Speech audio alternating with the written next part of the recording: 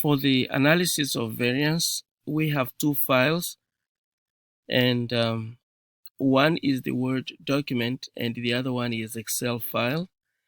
The Word document file contains this week's assignment, and so the instructions will be provided in this Word document. And then the other file is the data, which we have to use to find one-way and two-way ANOVA. So I'm going to open Excel file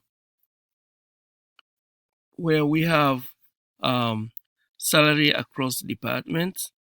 And in this case, we will need to work to find the one-way ANOVA. And then we have our effective of music data for early Alzheimer and middle stage. And then we have the section where we need to find the two-way ANOVA. So this data, this one is for two-way ANOVA, and salary across departments is for the one-way ANOVA. And in fact, this data is organized into different departments, and so we are supposed to find one-way ANOVA. Now we can use that analysis to find one-way ANOVA and two-way ANOVA. And so if you can click on the data, you'll see that we have data analysis. If you don't have it, and if you're using Mac, you can go to the tools and then you go all the way down to Excel add-ins, and then you can check the analysis toolpack. But if you're using Windows, I think I explained how to get into the data analysis. And so once you have it, then you can click on the data analysis. And in this case, we're supposed to do the single factor analysis and not the two-way. The two-way will be for the second, will be this one. So let me click on the single factor analysis and click OK. So in this case, you need to put the input range, and we have to select all this. And then we have to check the labels because our labels are in the first row. Then we will leave this alpha, which is 0.05 significance level. And then we can decide on our output range. And in this case, just click here and show where you want your data to, your results to be. For me, I want them to be here. And then I'll click OK. And so we have this, the output. And you can see that we have the between groups and within groups, and then we have total. And we have sum of squares, and we have degrees of freedom. And so we have mean of squared deviations for between and within. But the most important is the F ratio and the p-value. In fact, at this moment, we can just use the p-value.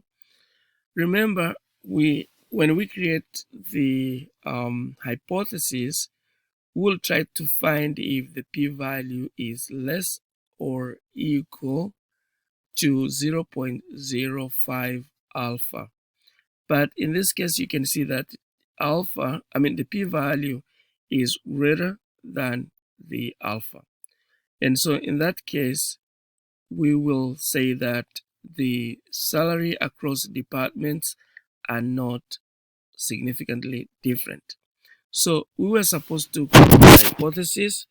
Let me create it very quickly. So the hypothesis here, we have null hypothesis, and then we have alternative hypothesis. For the null hypothesis, we'll say the average salary for department 1 is not different from the average salary of department 2, and also it is not different from the average salary of department 3, and so for department 4. And this can be proved by the 95% confidence level. And the alternative hypothesis will say at least one is different, meaning that at least one department is different, or the relationship between one department with another is different. We don't know which one, but we know at least they are not the same. And so we need to prove this alternative hypothesis by using the p-value, and this p-value should be less or equal to the 5% significance level.